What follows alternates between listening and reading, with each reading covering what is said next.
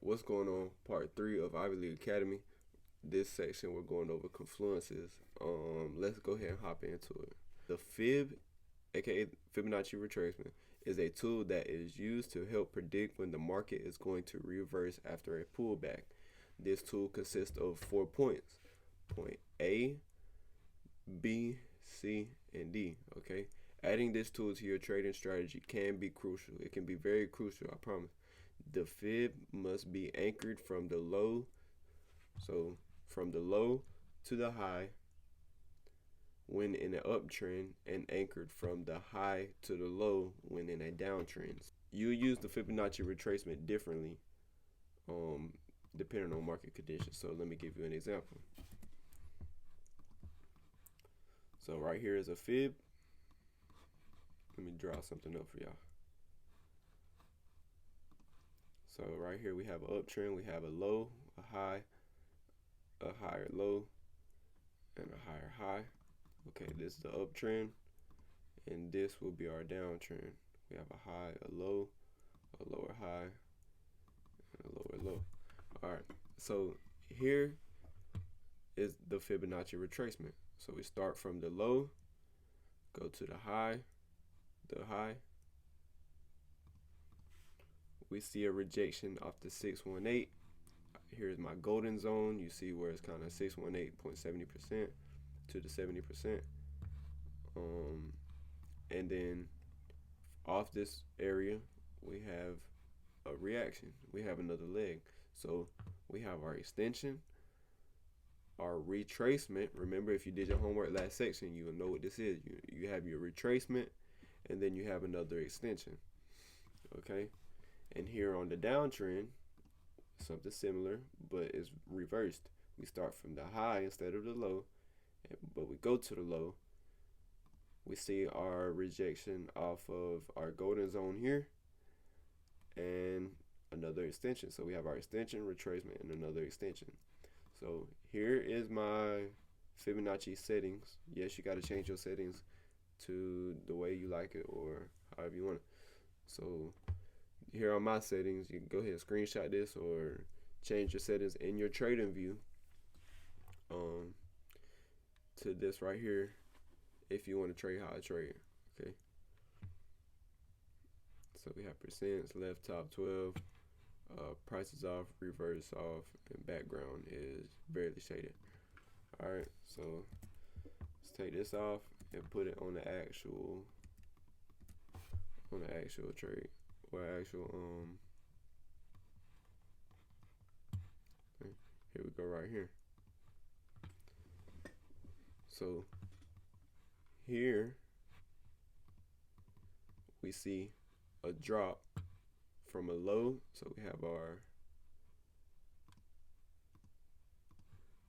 low, we have our high, and then we have a drop.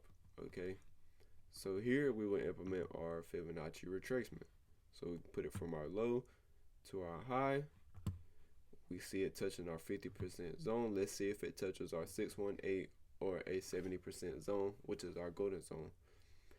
You can use, this is very important, you can use Fibonacci as a strategy by itself. It is a strategy by itself, literally. If you use this the right way, it can be used as a strategy by itself. Let's see if it touches our 618. Okay, it touches our 618 and our 70% with a rejection. This wick right here, this wick indicates a rejection. If you did your homework on the basics, you will know this wick is a rejection. So where could you enter? Right here on the rejection. Stop loss at our 78.6. Okay, and take profit going for a 1-to-1 or a 1-to-2. Let's try 1-to-2, see what happens. I don't know if this will win or not. Well, let's just see. A little bit of drawdown. Okay, blue candle. Blue candle. More drawdown. Let's see what happens. Okay, we won our 1-to-2 just like that. Here we got a break of structure from here we got our break of structure here. Boom. This high broke this high, broke this high. Okay. We got our retracement, and then we got our another extension. And this is why I say Fibonacci retracement can be used by itself. It is a strategy by itself. It is a very good strategy, actually. Okay, but if you combine this with other confluences that we're about to go over, it will be lethal, I promise. Okay, so that is our Fibonacci retracement. Here we have support and resistance. This is also very important.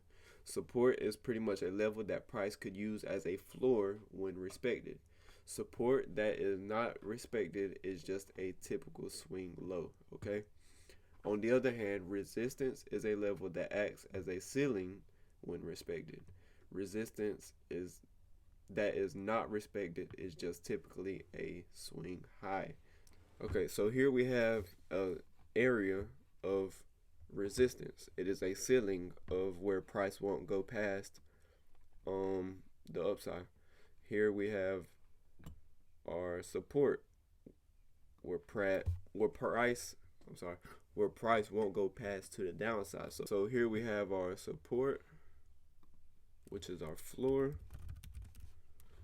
Then here we have our resistance, which is our ceiling. Okay, you can draw this up. Like I said, this is typically in a consolidating market. You might see support and resistance in a trending market, but it's very unusual. See, here's a trending market, but you had a stage. Here's our trending market. Here we have a high, low, boom, trending market, but we also have a stage of consolidation right here. Okay, so here you have your resistance. Here you have your support. Boom. So this is what I mean by price being in a consolidated market. I mean, support and resistance being in a consolidated market. So that's support and resistance. Liquidity. Okay, 9 times out of 10, beginner traders like you are liquidity. What is liquidity? Liquidity is money resting in the market that the banks. Okay, if you don't know, banks move the markets. Okay, you are liquidity. You are money sitting in the market that the banks go grab. They grab your money, that's you losing a trade, and then they go in their direction they want to go. Okay, the market is meant for you to lose. Big banks and institutions run the markets. Okay, I just said that. With that being said, these people know where you place your stop loss and take profits. They know how we trade, and they do cruel things to take our money. For example, a liquidity grab, as you see right here. We have resistance with resting liquidity on top of that resistance. Liquidity grabs are invalidations when a candle closes above or below a recent high or low. So let me give you an example of that in the market.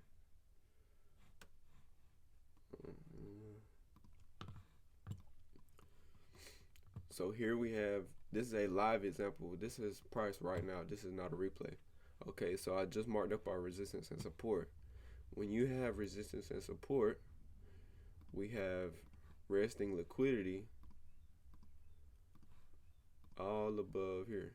Okay, you're probably like, what the hell's going on? But I'm about to explain it to you.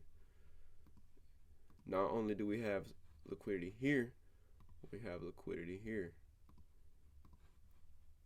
Boom. Boom. Why do we have liquidity here? Because if people, not necessarily you, but other people and retail traders have their stop loss here, right? And they're going for here. The banks will do this. Boom, boom, boom, boom, boom. Consolidate. They'll consolidate, grab your money, hit their stop losses right quick, and then go in the direction that they want to go. Okay, so this is a liquidity grab. They hit people's stop loss, aka take out support or liquidity, and then go in the opposite direction. vice versa with resistance. Okay, people might have their go for a short, have their stop loss above these highs right here, and then take profit down this way. The market and the banks will do this. Boom, boom. They'll consolidate, right? They'll consolidate. They'll do this right here. Boom. They'll hit these people's stop loss and then go in the direction that they want to go. Okay, this is an example of a liquidity grab. Let me give you a live example. I think this happened Monday on NAS 100, if I'm not mistaken. This is an example of a liquidity grab. This happened Monday. Yes, it did. Okay. So here we have resting liquidity above this high. Okay. We have resting liquidity above this high. What did the market do before it went down? It grabbed liquidity above this high. Okay. This was actually a very good trade for you guys. Cause look, let's try this. Let's try to put our Fibonacci retracement. It almost hit our 618, but it went past our 50%. Okay, so we're still in our golden zone. All right. Not only did it hit our golden zone, it hit a liquidity grab. Okay. Not only did it hit a liquidity grab, we have our extension, our retracement, and our other extension. Okay, so that would have been a beautiful trade. Here's another example of a liquidity grab in a consolidating market. Here we have our resistance. Price won't shoot past this high. Here we have our support. Okay. We had a breakout right here, but it's still considered support. Okay, y'all don't get confused on that. Okay. Let's see what price does. Boom. Okay, it took out liquidity on the upside. Okay, it wicked above our resistance. Okay, that is an example of a liquidity grab. Okay, that's liquidity in a consolidating market. There is also liquidity in a trending market. Okay, there is liquidity here, here, and there is liquidity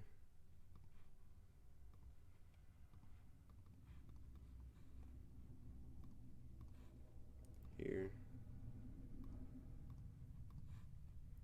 and here. Okay, there's liquidity everywhere. All right, so we have liquidity on our lower lows, and we have liquidity on our lower highs. Okay, I mean our higher lows and our lower highs.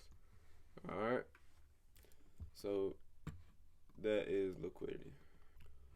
Fair value gaps. This is another confluence that you can implement to your Fibonacci strategy or your liquidity strategy. Okay, fair value gaps.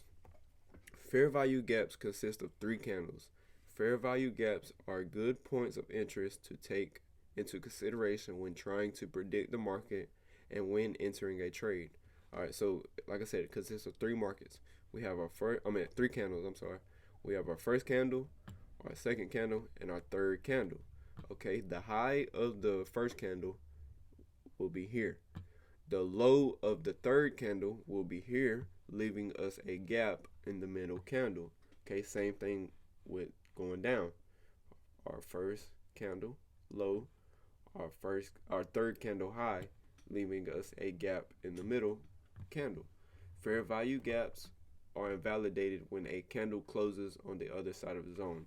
I'll get into that right now on TradingView. So here, let's see.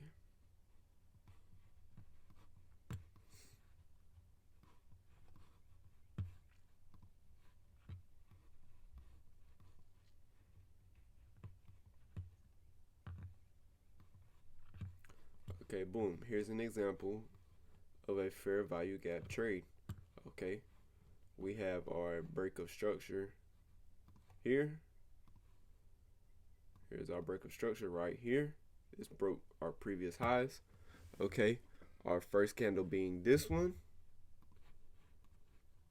Our first candle being here.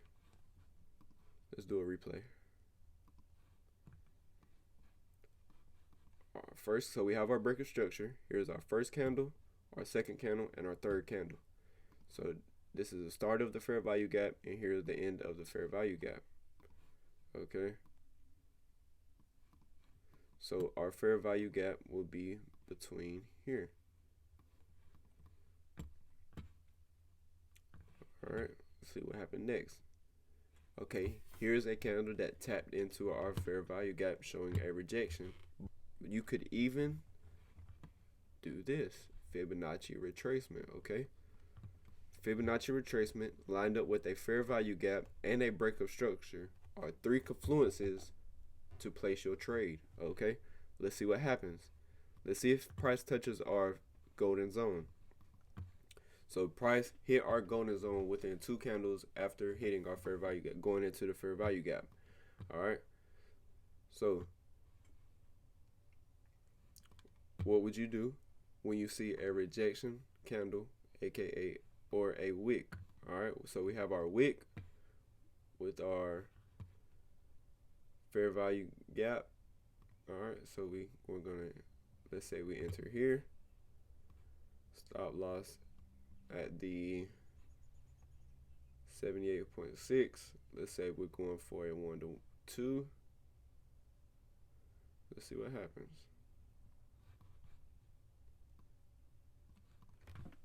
Okay, so we're in profit off of the rejection. Let's see what happens next. Boom, boom, boom. TP hit just like that because we had 3 confluences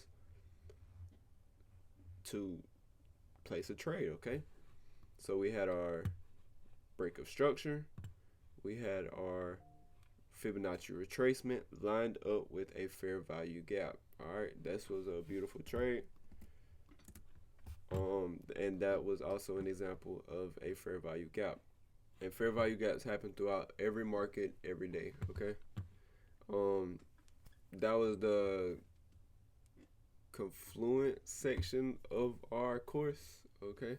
There are way more confluences, but these I would say are the 4 main I guess main confluences that I use to trade on a daily basis. All right. Like I said last video, give yourself homework.